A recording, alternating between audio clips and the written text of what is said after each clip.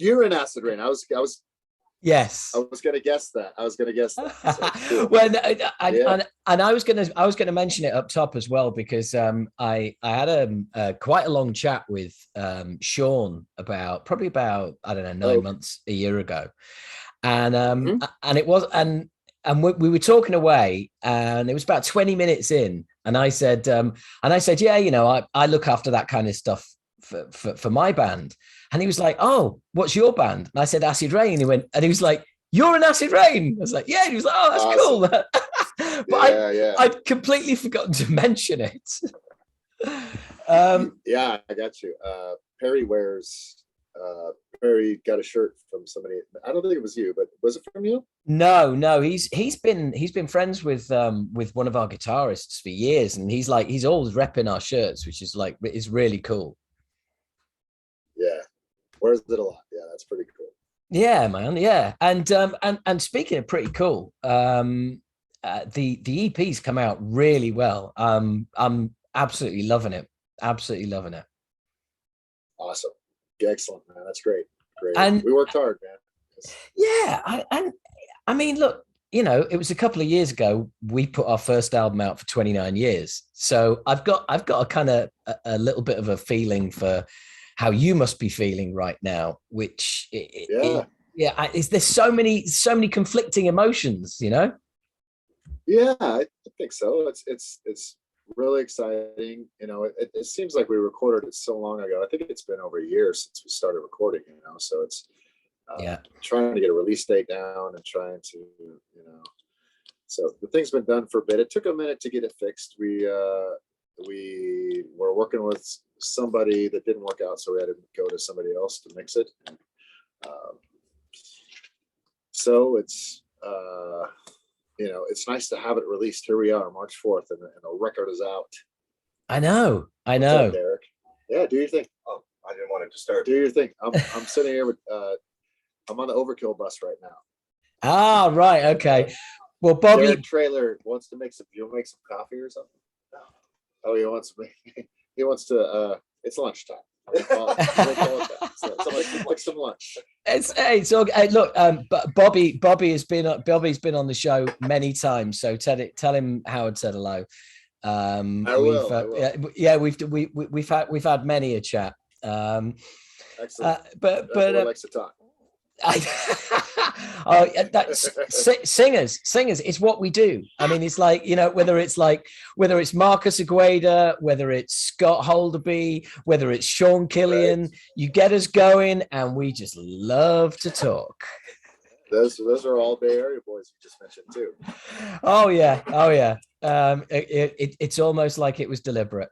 Yeah. So funnily enough, I've got a Zoom tonight for a couple of hours with my good friend Mark DeVito, who is also Bay Area dude. Yeah, another Bay Area dude. Yeah, it's as soon as the skies open up again, and I'm gonna come out there because it's like. There's some streets I want to walk down and some things I want to see. Yeah. Let me know. Come out to our bar. Oh yeah, without a doubt, man. How is the bar going? Because you mentioned that last time we talked, Snooze. Yeah. We're doing good. We're everything's pretty much back to normal, and people are less scared or not scared at all anymore. And they always wanted to drink, so they come in. But it's nice to see everybody back and feeling safe again. Yeah, absolutely. Well, look, I wanted to talk to you about the EP, and specifically, was that you and Perry like just hashing stuff out and then handing it to the rest of the band, or you know, for the most part, it was.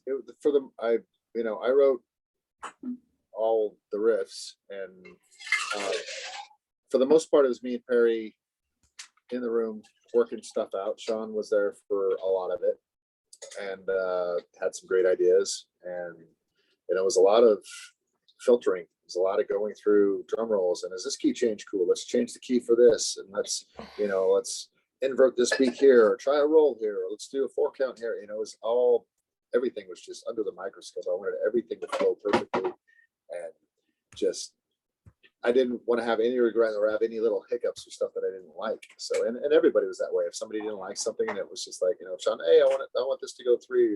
I want this to, everybody had their say and structures and thoughts and feelings.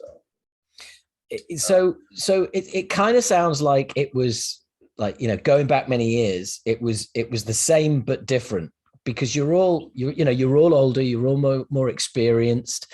And I think the key part of that is exactly what you were saying there about everyone had their say. And if people weren't comfortable, when you're younger, it's just like bullheaded, push stuff through. That's cool. If you don't like it, tough shit, you're wrong. Yeah. Yeah, I think that, I don't think that we've ever been that type of band. I think that if somebody felt strongly about a part that they didn't like, I'd be pretty persistent in wanting to hear something the way I wanted to hear something. But same with Sean. If you wanted to hear, we were always up for, hey, let's try it this way. Let's try it, let's try it with this beat or try it with that beat. Or Perry, hey, I want to try double bass here instead of, so we were open for, there was no deadlines. Let's just try it every different way. And if somebody felt super strong about something, then we went that direction. Yeah. And working with Sean again, there must have been occasions where he surprised you, where it's like there's what a inverted commas normal singer would do, and then there's like Sean's approach. Yeah. It's like, because Sean and the vocals was probably what I had the least amount of, not say, but input on, because he does his thing, and that is what makes it special. There are certain things about certain counts and a little bit, but for the most part, Sean did his own trip. I was there for every minute of tracking with everybody else and pretty much produced the record as far as structuring and layering sounds and, dynamics here and there and stuff here and there. But, with Sean, it was like, I'll come in at the end of the day and hear what he had and offer some ideas here and there on his request. He wanted me to offer it up. And, the dude is his own animal, and that's what makes us even more special and unique. So leaving him alone without, too much direction, just let him go. And it's all, I love what he does. So I don't think I changed much, if anything at all, of what he did. Well, that's the thing, isn't it? It's like, he's such a unique approach. The last thing you want to do is give him direction, as it were, because it's like, dude, you just go wherever. Yeah, because then it becomes, me or Perry or Bobby or Christian, that big influenced on him, and he should be unhindered in his approach. And he feels that way. He's got a strong personality, and if he feels strong about something, that it's that's the way he's going to go. So, but that's the way we kind of operate. Yeah. And there's some, look, there's some really cool vocal stuff on there as well. I've always been a fan. When I was talking to Sean, I said to him, I was basically the UK equivalent of Sean. I used to get the, what was the phrase? A required, an acquired taste. Acquired taste. Yeah. And which was actually like, that was almost a compliment, back in the day when people weren't going, you're unique. Yeah, exactly. That's what we say now. Back in the day, it was, what the fuck is this guy doing? Yeah. But that's the thing. It's like, back in the day, you had journalists ruling the roosts. You had a few opinions that kind of shaped the press's version of what your album was like. And they just wouldn't get away with that shit now, with all the message boards and everything, and the social media access. Yes. But we didn't have that back in the day, did we? So it wasn't. It's not until you go round and speak to people that you think, oh right, okay, so not everyone thinks this record sucks then. Right, for sure. No, it's good, and it's not. That everybody has a voice, but that just opens it up to what real life is all about. so you have to be able to have some thick skin to be able to be an artist and to submit your art and to, hey, what do you guys think of this? And you have to be able to take hey, I think it kind of sucks, man, or it sounds like this, or the demo sounded better, or so it's you have to develop that, otherwise you're just not going to last. Well, that's the thing, isn't it? Or you just have to be killer that everybody likes everything that you do. So that's the only alternative. Or just hide from social media and have no interaction. Yeah, exactly. But ultimately, we put ourselves up there, to be criticized. So it's a double-edged sword. If you're going to take the praise and you're going to take all the all the pluses, you've also got to deal with the minuses and the negativity as well. It all comes hand in hand. Have to, yeah. And I think ultimately, as you said, it's even more the case now. But I also think you get a clearer picture of exactly how something is being received, because there is such fan feedback. Yeah. When it's, of course there are people with other agendas who haven't even listened to your stuff, but just because for whatever reason it's like, oh well, I've got to defend this person, so I'm just going to go on a campaign and just say this sucks and you're a dick, and so you have to weed through the ulterior motives of some individuals. Yeah, without a doubt. But I genuinely think, and I don't want to sound like I'm kissing your ass, but I'm going to sound like that anyway. But the perception I have of you is you're very much one of the good guys. You've played in Slayer, you played in Machine. You're on the road with Overkill. If you were a dick, dude, it would be out there by now. That's what I like to, it's nice to hear. And I think that, the trying to be just I say it all the time, I'm just a dude from Dublin, who can throw some notes together, and it's fortunate that I get along with people or whatever. I was told when I left Machine Head that I would lose a lot of friends, and it was awesome to see that wasn't the case. And in fact, the opposite kind of happened. I found that people that were like, oh, hey, that people would come out the woodwork going, oh, hey, it's safe to talk to you again. Yeah. You're out of the bubble. Yeah. But this is it, though, isn't it? Like opportunity comes knocking. Who would have thought when you first made that jump that we'd be sat here talking now about a new Vio-Lence record. You played in Slayer. You're on the road with Overkill. None of this shit comes to you if you're still in the band. Lamb of God. Oh shit! Yeah, sorry. Yeah, let's throw that in there as well. God. Yeah.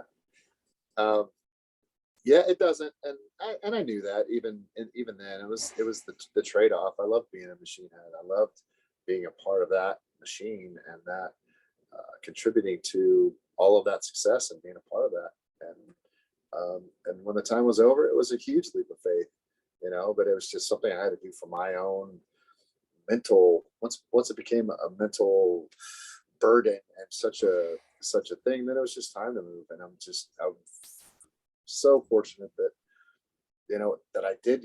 Holy shit, the next day I was less than 24 hours and I'm like going off to play with Slayer, and all these cool things have happened, and I'm writing, I'm composing music with all these. I'm not going to talk about it now, but all these different avenues are happening right now in different ways, and it brings me to, I guess I should kind of broach the subject of scheduling and stuff, because there's some violent stuff coming up that I'm not going to be able to be a part of because of choices that I'm making in my own career. Vio-Lence was a side thing that we were doing. Like, it was just like, it was understood that I'm doing other stuff and that this would happen, and they weren't looking at doing full-blown tours, and so trying to schedule stuff, it gets difficult. So there will be things that I won't be doing with Vio-Lence, which is a little heartbreaking, in a sense that I haven't I haven't missed. I'm the only member of Vio-Lence that hasn't missed a show. So yeah, there's a Vio-Lence club, and there's been a lot of former members, but I never quit the band, and I never, I carried that torch for Yeah. the whole time, and hadn't missed a show. So it's a selfish move on my part to do these other things, but at 55 years old, I need to not regret the, passing up something to do another thing that may or may not. It's hard to explain. I Yeah, just, sure. so I'm apologizing in advance for if there will be a show that I'm not going to be at. But I am 55. I'm in the twilight, maybe the twilight of my musical career. You never know when it could all. I have a lot of peers that are fucking dying, dude. Yeah. They're just gone. Yeah. They're just gone. And at this point in my career, I need to, I need to be a little selfish. And it might be hard to fathom from other people about doing things that aren't part of what Vio-Lence is. And I don't really, it's emotional and it sucks. And,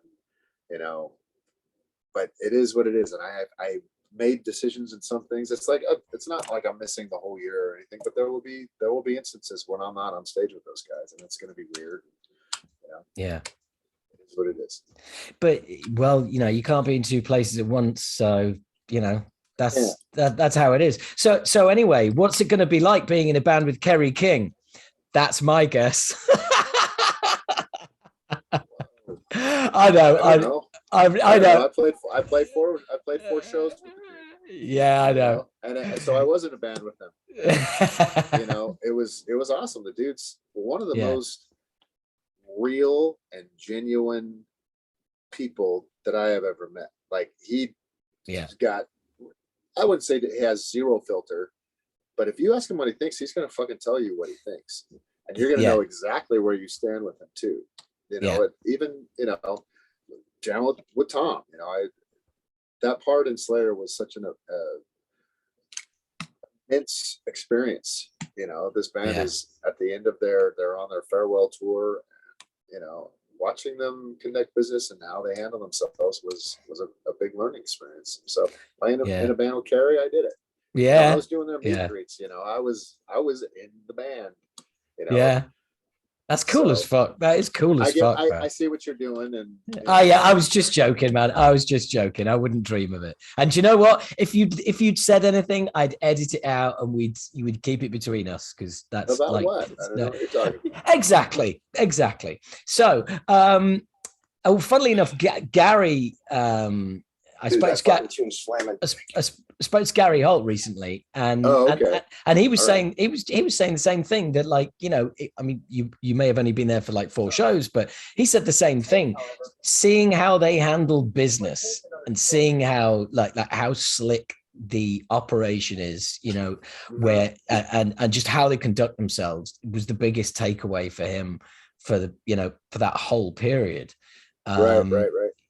And seeing things it's weird to think that he was in the band for that long. It was really a long time that he was there, I know. So, but hey, look, there's people out there that still refer to Rob Trujillo as the new guy. So yeah, and he's been the longest tenured band member of Metallica, right? Yeah. Has it been like 20 something years? Yeah.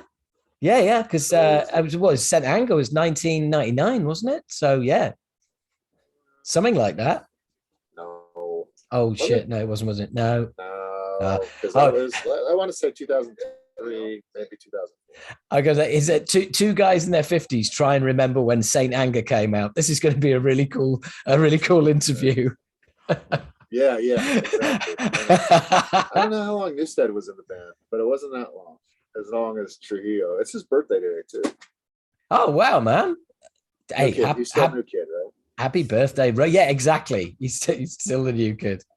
Well, DeVito, I'll be talking to you later, is very close friends with him. So yes, I'll have to make sure. DeVito's well entwined in the Bay Area. He did. I hosted a golf tournament for Sean, his liver transplant thing. And I went to Mark DeVito, and he was working at Dunlop Manufacturing as an artist. and I got the hoodie. Let me grab it real quic. Yeah, go for it. Is this filmed? Are you gonna? Yeah. I'm going to use the video as well. Quick. Okay, no worries. So for those of you listening in audio, Phil is on the tour bus and is just disappeared to his bunk to pick up a t-shirt. Were you talking to me? No, I was doing a running commentary for everybody who is. Oh, I got you. Who's going to be listening. Jason Bittner was just going, he's still talking to you. So this is the nice. Yeah, it's pretty cool. Kind of Rat Fink. Yeah. Golf carts and Yeah. So that's a Mark DeVito. Please tell him that we appreciate everything he did for us, and Oh, I will, man. I mean, I did a series of podcasts over Christmas with him, and because I had him on the Motorcast, because I host the official Motorhead podcast, which is called the Motorcast. Oh, cool. And Mark was on that because of course he worked with Motorhead for years. And we just got to know each other. He's such a nice dude. I mean, he's sent me a limited edition poster from the Metallica 40th anniversary, and he sent me. Oh shit, those are killer, right? Oh man, it's the Captain Crunch one. So that's framed on my wall, and he sent me a long sleeve shirt as well that he designed from those days. And it's awesome. Like, I know. I mean, it's just like absolutely. Oh, yeah, he was doing the Metal Babies thing, I think, and he sent me a bunch of little onesies with all the AC/DC and Metallica, all that stuff for when I got, that was another thing I was talking about, missing shows. It's, I've got a baby at home, I got a 9-month-old, I got a 5-year-old at home, and at this point, we own our own business, and it's, I've got to, from a business standpoint, I've got to do that as well. So. Yeah, I digress. Anyways, well, I know, but it's all relevant because it's you've got to prioritize, and I think people forget that when you're in a band that you can't just do what the fuck you like whenever you like. Yeah, it's like you can, and you just piss people off. yeah, but there's always this thing, like I think a lot of people are into like fans. Think that like there's this place called Bandland, and we all live in Bandland, where you live on a street where every member of the band is like, a couple of doors away. There's a rehearsal. Right. There's a rehearsal studio at one end of the street, and there's a recording studio at the other end of the street, and there's a queue of producers willing to work with you. You know what I mean? And it's kind of like, yeah, exactly. And it's kind of like, no, you just go next door. You go next door to producer land, and you go, studio land.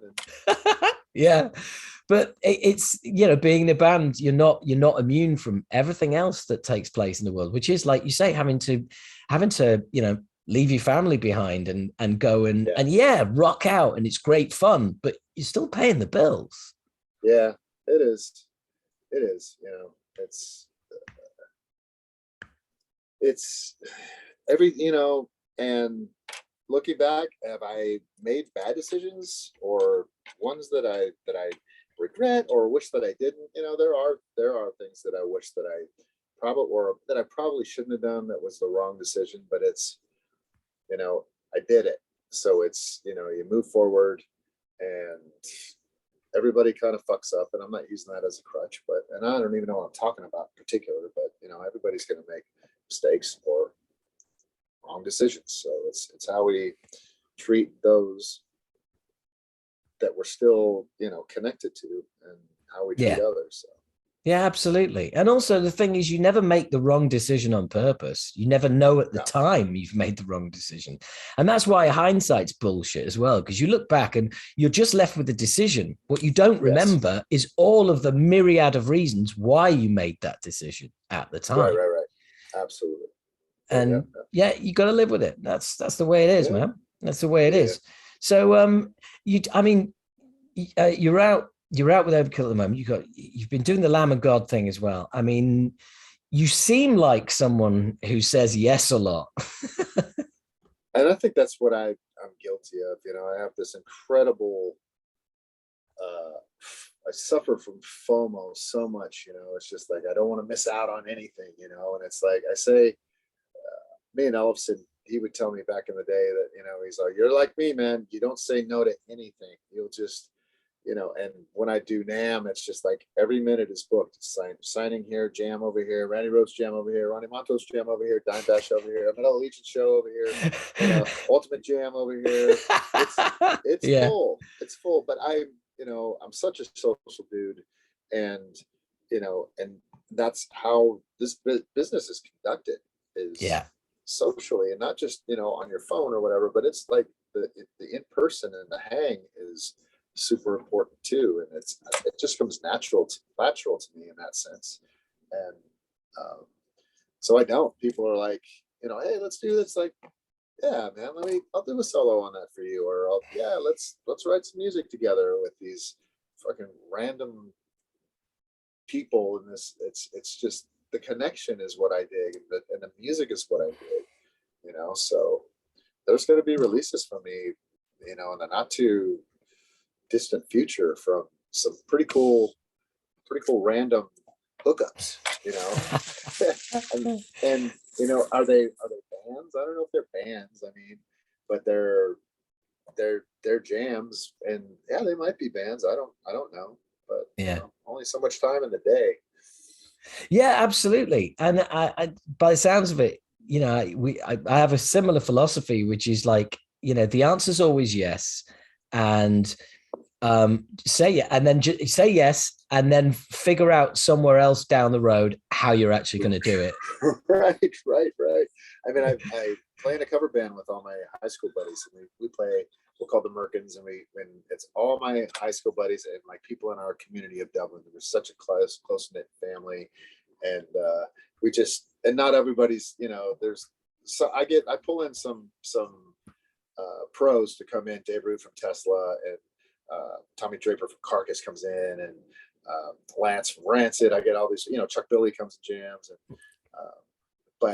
but for every one of those, there's 5 of just my cousin who's going to sing, or who knows how to play the harmonica. So we're going to play the Wizard or something, and we do Bon Jovi and Journey, and Pat Benatar songs, all the sing-alongs, all the hits that over the years that people all know, and Yeah. just play a bar and people get hammered and everybody sings, and it's the best time. But that's 27 songs to learn. Yeah, exactly. Yeah. And that was last Saturday. So we're doing that. Friday night's a rehearsal, Saturday night's the show. Monday I'm on a plane going out to to rehearse with Overkill, and Yeah. that's another 19 songs or whatever. So it's a lot. But so when you do those things with your buddies, do your friends appreciate kind of like, Chuck Billy turns up to sing a few songs, and they're like, oh, who's that dude? Yeah, totally stoked. Chuck is from that's Dublin good. too. Right. Chuck's from Yeah. our Yeah. hometown, so everybody knows him. And I've got some ex-members of Y&T to come in and jam. Phil Buckman from Fuels come up and played. He played at Filter too. So these people are like, holy shit, that's it. We played a Fuel cover. My buddy wanted to play a Fuel cover. I said, well, here's the bass player from Fuel's going to play on the song with you. And he's like, holy crap. It's really cool. It's a really cool and special kind of thing. And so, and they do appreciate it. I mean, these are the guys that I learned how to play with, that I was playing back in 1981. We were playing Judas Priest covers, and Right. learning how to play Maiden covers, and so it's here we are, 30, almost 40 years later, and we're still jamming together. It's really special. Yeah, absolutely. And also, I'd imagine for you as well, for all the things you've done and the places you go and everything, when you're back with them, that takes you to a place that's before there was any business, before a band was even looking at signing or anything like that. It's just purely for the gas, just for the laugh. Yeah, absolutely. And learning how to play, and watching, and going and seeing these bands when they come through, and wanting to do that, striving to be in that industry and be relevant, or even just jam at a club. I was 15 years old when I started playing the clubs with Zet from Exodus was our singer. Me and his brother John gave Zet his first position. He sang for us, and he left us to join Legacy. Right. So I was super young, Zed corrupted me at a young age, and it's crazy that here we are all these years later, still jamming. Yeah, absolutely. Absolutely. And I mean, from those, I think that sometimes gets lost is the fact that, everybody in a band, we are, as much as we have fans and they're like, oh, wow, it's really nice to meet you. And I love this thing you did. But sometimes it gets lost that all we are is we're just super fans. That's why we're in bands. Yes. That's because just being a fan, it wasn't enough just listening. We had to go make it. Yeah, exactly. And that's what I mean about just being just a person who can string some notes together and is fortunate enough to have people like what we do. It doesn't make us superheroes. It doesn't make us, immortal or anything other than. Yeah. I try to keep it, especially with the Merkins dudes and my friends and the people that come to the bar. It's just like, man, I just grew up in this town and just another person who's going to sit here and have a fucking cocktail with you or sing some karaoke with you. Yeah. It doesn't matter what albums you played on or what songs you've written. You put your pants on one leg at a time. Yeah, you do. And you trip over the same shoelaces too. So you can, it's everybody can fall on their face just the same way.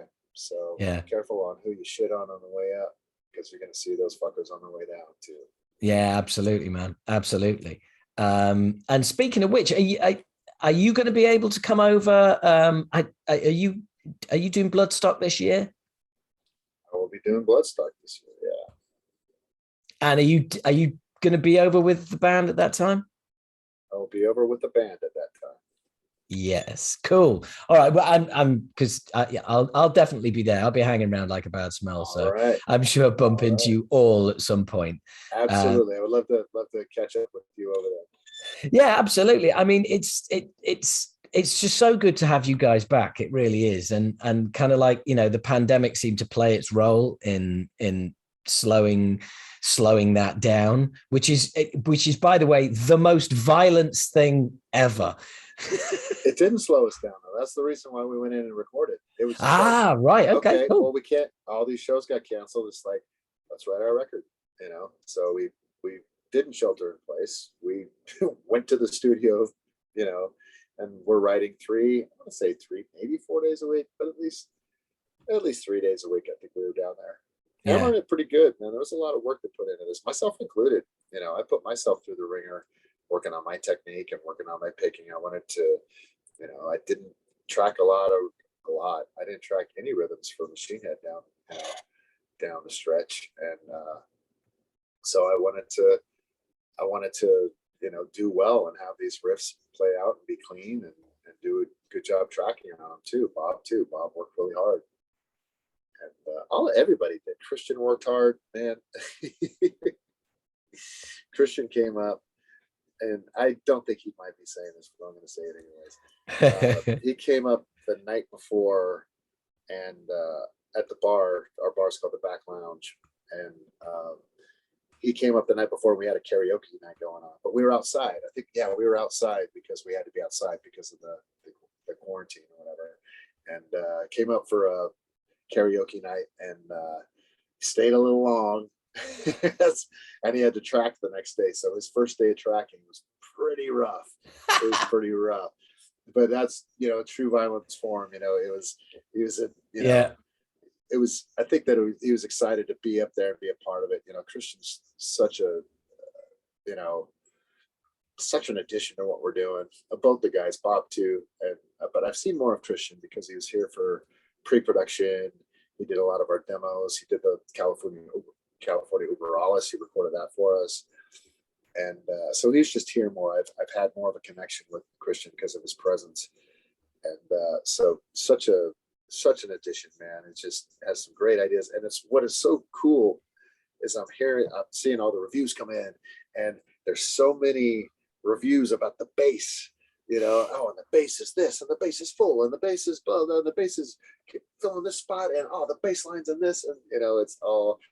I mean, Christian worked hard. He works hard on his tone, And so it's good to hear. You know, you don't hear that a lot in a thrash review. Well, no, definitely not. When it comes to thrash, like, you know, bass is last in line. Right.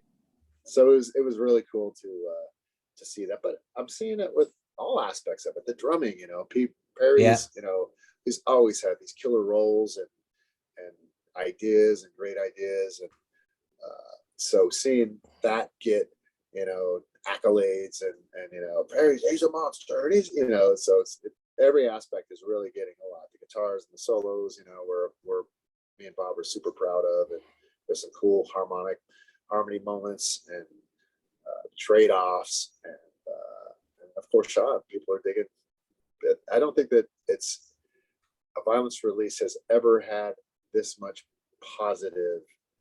It's always been 50-50. You know, it's always been 50-50.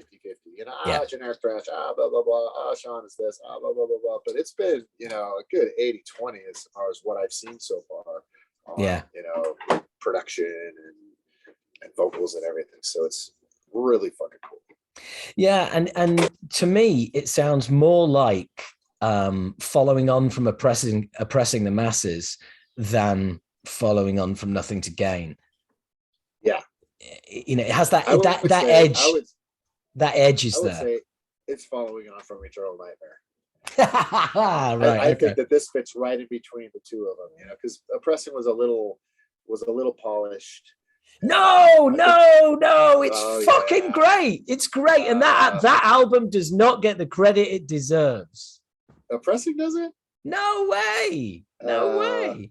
I think that is does. People love Oppressing. Yeah, I love it. I honestly, I mean, it's like the only thing wrong with Oppressing is that it's not Eternal Nightmare. You know, and I've been banging on about it, funnily enough, to my subscribers. And I've got some subscriber questions for you in a bit. And one of them, as like said, I do a radio show, and I've kept dropping songs from Oppressing the Masses in there. And he's like, do you know what? I'm going to have to go back and reassess this album. And he's gone back and he's gone, my God, Young Me was an idiot. This is a great album. And he's literally discovered it all these years later. Yeah, because he was probably listening to Don K or, you know, the guys that gave it bad reviews back in the day. And it just like, I guess it's supposed to suck. So I'm just not going to check it out. No, even worse. He got it and he didn't like it because it wasn't Eternal Nightmare, because he was he was a young idiot. And he's like, no, it's not Eternal Nightmare 2. Fuck that, you know.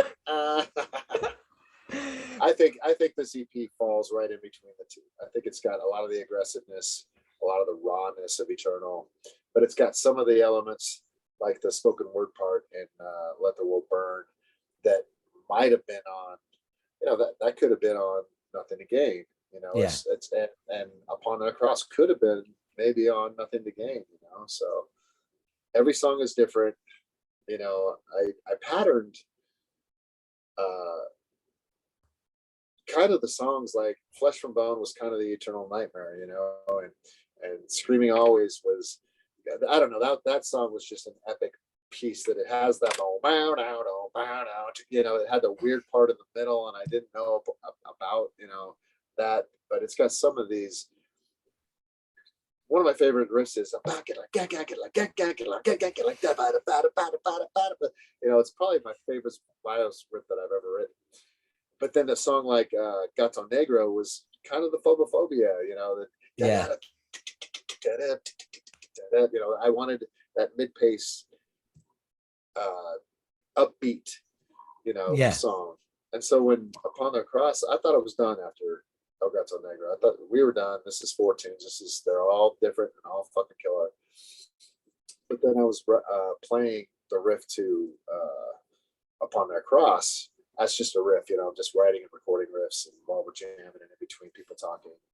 And so I did the, you know, the riff, and Perry and Sean are both like, whoa, what is that? You know, and it was coupled with that,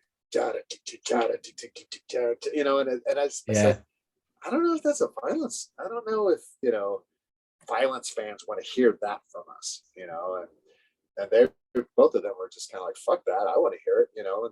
Yeah. And Sean was pretty adamant about, let me take that, go home and write over it. And he did, man. He came back and started singing it. Me and Perry both went, holy fuck. You know, he made that vocals just made that. They just married each other on the spot. It was love at first sight. You know? It's Yeah. like, holy crap, this is fucking killer, you know? And so we kept going, and I came up with a little lead break, and I tried to incorporate a lot more key changes in what we are doing. So it's just not all, you know, everything in E, ride the E, going to E chorus, E lead break, you know. So that's one thing I'm pretty proud about. Yeah. Yeah. And that is that it, like you say, it's kind of elevated it. But going back to Screaming Always, which first time I listened to the EP all the way through, I realized that you were back and you were on the money about halfway through Screaming Always. I was just like, oh yeah, it's such a Sean chorus, Right, you know. right. But also that 2-part verse, that's something that when I was listening to that for the first time, I'm like, oh man, I want to sing on this. I really want to fucking yeah. I read it. Yeah. And when it open. Oh, when it opens up, man. But there's kind of like when it opens up, it becomes more urgent. It just, you know, and it becomes almost punky, but not quite. And it's but the just vocals change too. You know, yeah, it opens up and the vocals change. It's like it's yeah. I'm with you, man. I don't listen to that song as much, and I don't know why, because I think I usually just want to hear Upon That Cross so much that I skip Screaming. And you know, the whole middle section was it modulates. It goes to the F sharp, kind of like that Metallica clean part. You know, sounds like something off of Justice or something. But I thought that part might have been too dragged over too long, but I loved playing the riff with these open and dissonant notes and stuff like that, and it was hard to play. And so I just kind of like, I'm gonna do lessons on how to play all the tunes, you know, do break down all the riffs. So that's when I think when those come out, people will understand why that part is in there. Oh, that's awesome. And I mean, who would have thought as well? That is just so not a thing you do back in the day. Do you know what I mean? Yeah. Instructional videos would be like, hey, right, you know, playthroughs. Yeah, no, it'd be like, who the fuck do these guys think they are putting out playthrough videos? You know, right. Sellouts. Yeah, you're a thrash band. Get back in the fucking truck. Well, look, Phil. I've got some subscriber questions that I want to ask you. So just bear with me because I just got to grab my phone. Here we are. So now there is possibly some sensitive questions in there. Let them rip. So, but just so you know, you can let her rip. Yeah, just so you know. You can let it rip. These will be behind a paywall. So, you know, if just let them go. Okay, all right. Here we go. Well, here we go. You're a big, you've done these things before. Okay, so, well, I think some of these we've kind of there's not too many anyway. Here we go. This is like taking you back to like way back in the day. Does Phil remember the Hard and Heavy video interview he did with Vio-Lence back in the late 80s? I don't think many thrash bands did too many video interviews, and over in the UK. That was an early Vio-Lence memory for many. Yeah, I remember that. We were on the Voivod tour in, I want to say November of '88, and we played Finner's Ballroom with Voivod, and Forbidden jumped on the show. And I think they interviewed them there too. But yeah, it was fun. It was like the first time the video magazine was kind of cool. The Hard and Heavy thing was cool. And I remember the whole interview. I remember hadn't shaved in a bit, and I shaved a stupid Hetfield Fu Manchu, and you know, super light, and you know, it was a fun interview. Yeah. Oh, cool. Well, that answers a few of his follow-up questions. So anyway, that was from Carl. This one is from Mark Penson, and Mark says, "I see Phil is stepping in for Overkill. Overkill, right? We've kind of covered this because he's basically saying, you know, what sort of career ups have you got? You're going to be sort of ducking and diving and stuff like that, and Right. we've kind of covered it. But his follow-up question was, you played in Machine Head when they were on the verge of becoming the next big thing, the Blackening era, etc. How close do you think you were to hitting that festival headliner status, and possibly why didn't it happen? Well, we were a festival headliner, so I think we hit it. We headlined Whack, and we headlined Wolf with Full Force. We headlined Bloodstock.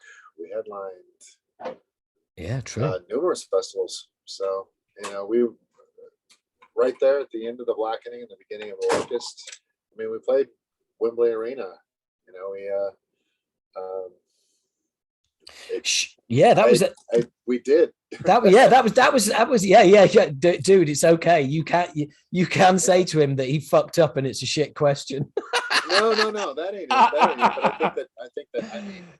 But I think that was the pinnacle of what the band had done, Yeah. and so we were the next big thing. I mean, the band's been around so long, and it's amazing that it's a testament to Rob and his ability to write songs, and now it's been a band for 18. Has it been 30 years? Probably 30 years. That's amazing. Yeah. I was there for 16, and that was only half of it.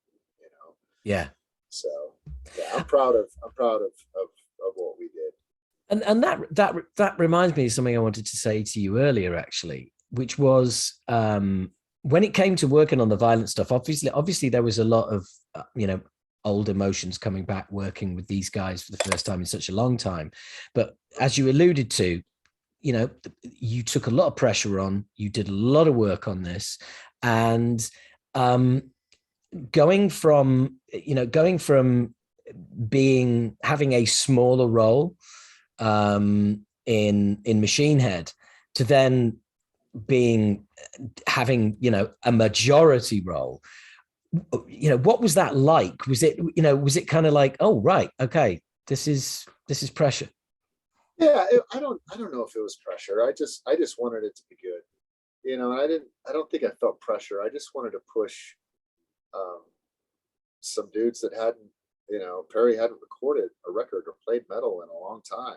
So I wanted it to be good.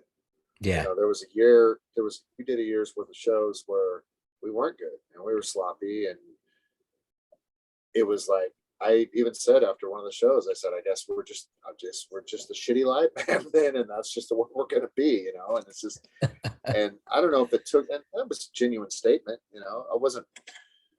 I think it was Texas. We played with Power Trip in Texas, and it was just everybody fucking up and forgetting songs and just playing shitty.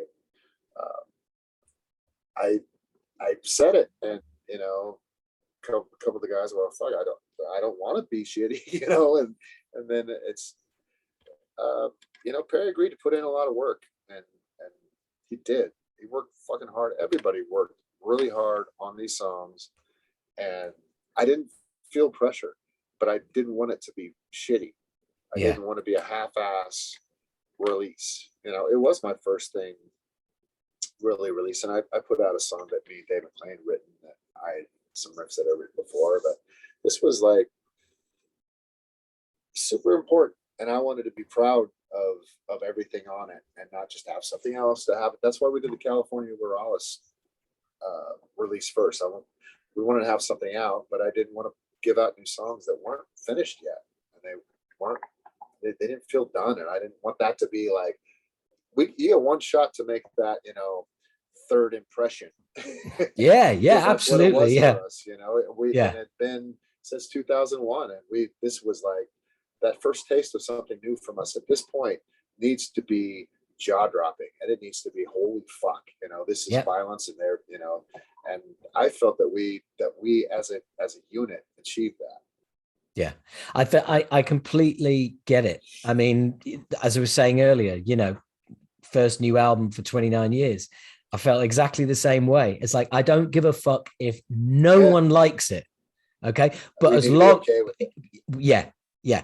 Because once it's out, it's out. It's not, you can't rein it back. You know? I also wanted to like remember things that I didn't like about, and learning over my years of, you know, whatever. I also wanted to think about like, well, you know, you didn't like it when you were treated this way or things came to you this way. So what would you, you know, want to happen in those situations and try? And I found myself going like, oh, hey, this is exactly what you didn't like, you know? So remember when you thought that was a dick move? So don't be a dick. Yeah, right. Yeah, no, I do get that. I do get that. And we've got another question from this is from Paul Hutchings, and there is a winky emoji at the end of this question. And the question is just 2 words. And the question is catharsis, why? That was a weird time, you know. There's some moments on that record that I'm super proud of. Heavy Lies a Crown. I wrote so many riffs for that. I was really proud of those riffs. Hope He Gets Hope. Really proud of that. You know, there's some magical moments hidden amongst such a long record. You know, it's so long, and there's so much stuff that I feel shouldn't have been on there. It's just a weird time for the band. I think that, you know, the band was done with us being together, and we just didn't know it yet.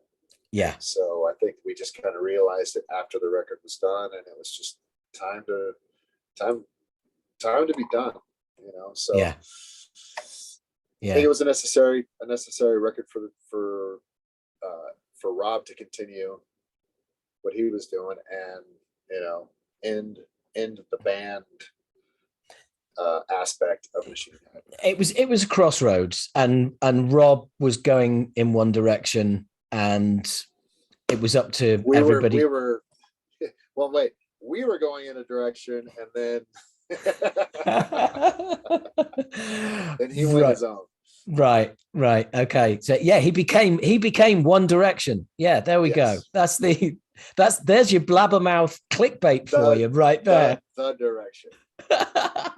And like I was saying, like, man, after 30 years, he's deserved that right. Yeah, absolutely. You know, I've got no ownership over, you know, anything other than what I wrote for the band. And, you know, and I thank Machine Head for my time. Yeah, I do, man. It was, you know, all the experiences were fucking great. And look where you are now, you know. That's, you know, it's all part, isn't it? You can't pick and choose. There's always going to be, you know, peaks and valleys. Sure. And you know, you did, you know, you had some great times that band, some great records. Bloodstone and Diamonds is a fucking great record. Yeah, love that record. Yeah, me too. I mean, there's some great songs on there. I think that was our most concerted effort in my time at Machine Head was during that time. Adam had left. Jared was coming in. Everything was super open with ideas being welcome, and there was some really cool moments of, you know, jamming on the spot. Ghosts Will Haunt Their Moans. I started doing that finger tapping part. You know, I started doing that. Dave came in, Jared came in, and it just, you know, we jammed that tune on the spot. It was pretty cool for the most part. You know, I think that was our most cohesive writing. And that record. And when that happens, when you do kind of like, and it sounds kind of cheesy, but when that does happen, when you jam something together, when somebody just starts noodling and then someone joins in, and like, you know, by the end of the day or a few hours later, you've got the guts of a song, and that's what it's all about. That's I had a lot of those moments in the Vio-Lence writing too. You know, having a couple riffs coming in and have Perry trying shit out, and he'll come up with something, or Sean will go, hey, let's, he's got these crazy out of the box ideas, and it's like, try going. He explains stuff like a caveman, like, oh, junk, junk, oh, dirt. It's like don't you play go no. Yeah. That's what it sounds like. It's not what he says, but that's what the equivalent of. It's like, dude, you're saying go down, but you're pointing up, and your notes are going like sideways or something. What do you want? Just tell me, sound it out. Hum it for me, please. And what's the beat? And he can't really keep a beat like he can't. I don't know. So, yeah. But once he gets his point across, the dude has got great musical ideas. And that's it's one of the hardest things in a band is talking about music. It's like you end up back in that place where you're going to go, well, no, what I mean is, like, you get to this bit and then it flips. Well, how does it fucking flip? And what does flip mean? Because flip to you might, and I think that's where me and Perry, once we broke through, me explaining to him what my musical language is, and he starting to understand. We count different, and so he would understand what 4 meant to me, or what 1 meant to me, or what the and is, and what invert is, and and once we spoke the same language, then things really started to come to click. Let the World Burn kind of comes out, and Upon Their Cross does. So it's I'm really, I can't stress enough how proud I am of this record and of all 5 of us for the work that was done. Juan Arteaga too, the guy that engineered all our basic tracks, and Tui Madsen who mixed it and captured what we, it's got such a raw and clear production, exactly what we wanted. Yeah. So yeah. It definitely sounds, it's got that classic violent sound, but it's updated. And Chewy he's a god. I mean, he's created some of the best sounding records there is out there. Yeah, he's awesome. Awesome. Well, look, dude, I gotta get rolling, man. Yeah, absolutely. That's been an hour. I mean, that's just flown by. I just looked, I'm all, man, I've been sitting here, haven't used the bathroom for the past 20 minutes, so I've literally, it's going to be a whole other show here in a couple minutes if we don't let me go inside and use the toilet. So. Yeah. No worries, man. Well, look, I'll see you at Bloodstock. We'll meet up for a beer, and look, enjoy everything you're doing. Let the World Burn. Metal Blade Records. Thank you, Howard. Absolute pleasure, man. Looking forward to talking to you, man. All right, take care, man. See you. You too. Cheers. Bye-bye.